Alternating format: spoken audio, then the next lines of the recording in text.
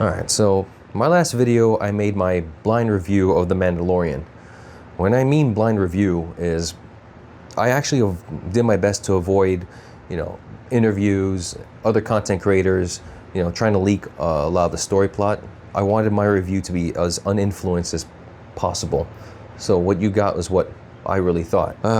Unfortunately, it still stands the same. It's good enough to watch at the comfort of your own home. Not really worth it going to spending all the money on gas, tickets, the movie theater food.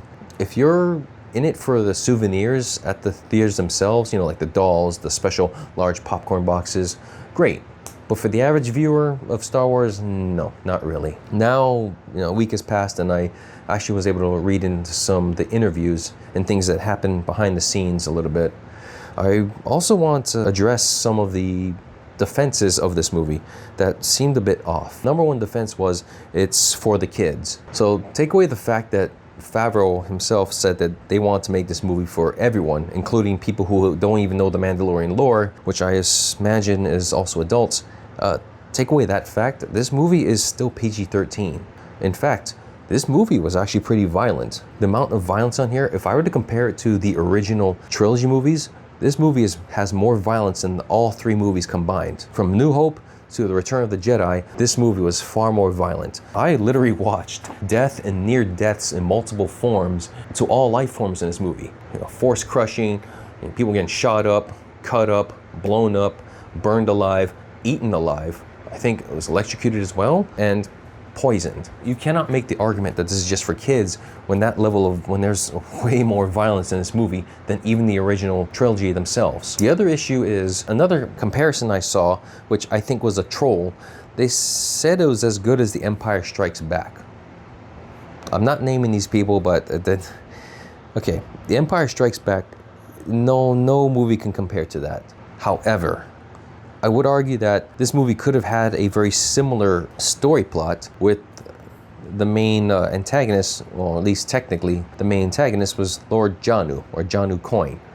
The fact that this was a character that was secretive to the point where you don't know who he is, his reveal should have been towards the ending of the movie. It would have made more sense. Instead, you had Rada the Hutt reveal who he was and still in the beginning of the movie while he was chilling in his cell. I felt that did not make any sense at all. A character who's this secretive and who's on the same shadow council as Moff Gideon, you would think you'd want to build him up more than just a simple, pit fighter, promoter. That was a huge missed opportunity. You could have had that secret reveal. It would have made more sense for Janu to plot with the Hutt twins to, one, take out Rada after Rada made a lot of money for him, and two, take out the New Republic's best bounty hunter that's been hunting Janu and his colleagues outside of their jurisdiction, and three, get rid of Grogu. Despite the fact that in season 2, Moff Gideon got what he wanted from Grogu, the kid is still an eyewitness. He's still a loose end that they need to tie up. So it would have made sense for Janu to have that long con plot. Like, this is a character who was able to keep his identity hidden. There is a level of intelligence there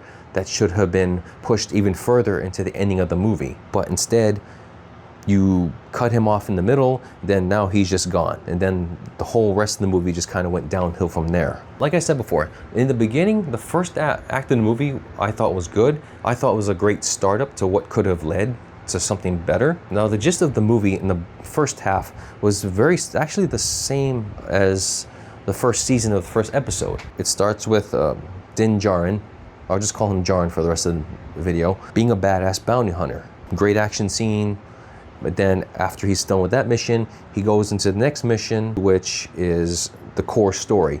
In the movie, same thing. In the movie, same exact thing. He's being shown as a badass bounty hunter, and then after he's done with that, next mission leads into the core storyline. So it's all just very similar.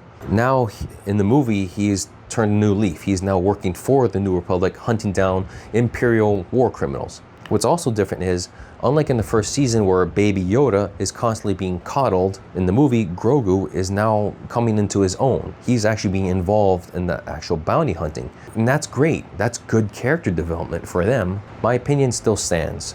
Great start, went nowhere with it.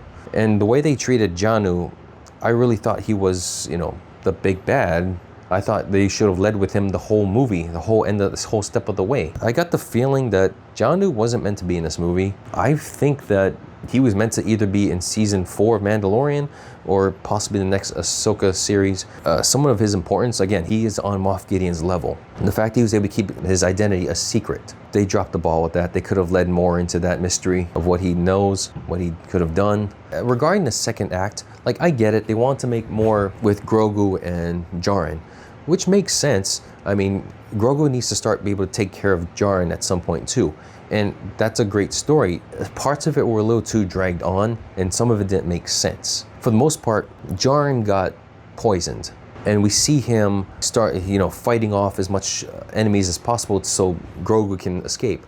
We see him weakening, slowly deteriorating, and he just passes down. And that was a good scene. Grogu, staying on the planet to save him made sense. What didn't make sense was Grogu was spent 2 days and 2 nights just doing random things. First, that whole thing, he should have been cured within the first day. Instead, it's 2 days and 2 nights of him just acting like Dora the Explorer and going around areas. The first day made sense. Okay, he doesn't know where he is, of course. He's got to explore around, but he should have gotten the cure from that fisherman that same day. But then that didn't happen. Day 2 comes around, Grogu is busy meditating. Okay. I can understand if Djarin was, knocked out, or he was ill, or he was, external injuries like a gunshot wound or something. He got poisoned and he was guaranteed to die without a cure. You're wasting time meditating. You're having Grogu meditate during this time of him dying. Another part that I really did not like was Grogu building a house, and then they show kind of a comical thing of Grogu force pushing Djarin into the little house, but the house was too small for him. So they kept showing Grogu push him back, push him out, push him back. You can hear the thud of Djarin's helmet hitting the end of the wall. Why are we having a comical time when Djarin's life is on the line? Like, did you take a page from Taika Waititi's book? What the hell, why? This movie had no sense of urgency for that particular scene. This was a perfect time for Grogu to show what he can truly do in terms of a situation like this. His own father is dying, and this is how you spend 2 days and 2 nights. He should have found the cure the first night. He should have found that, he saw the fisherman, he could have approached the fisherman. That scene could have worked much more quicker.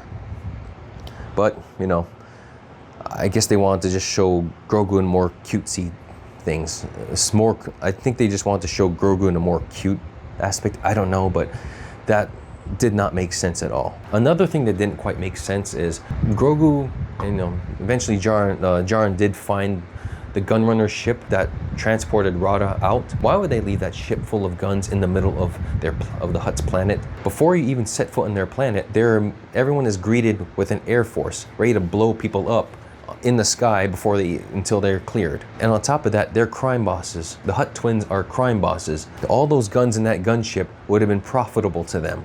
Instead, they just left them in there. That made no logical sense whatsoever. Had you just stuck with Janu, and towards the end would have made much more of a bigger plot, but it is what it is. As of recording this, The Mandalorian and Grogu has currently made just under $290 million.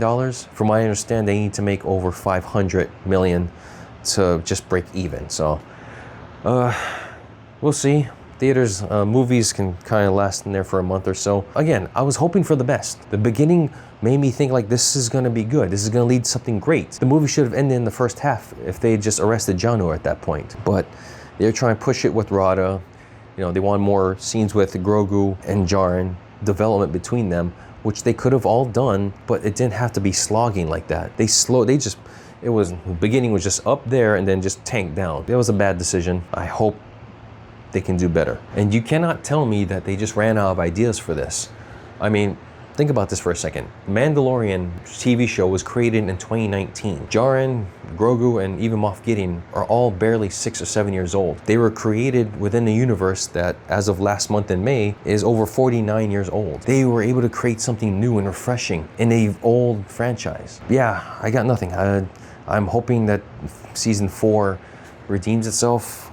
I hope it's good. I'm even hoping for the Ahsoka season as well. Because time will tell. Anyways, that's all I got for you. See ya.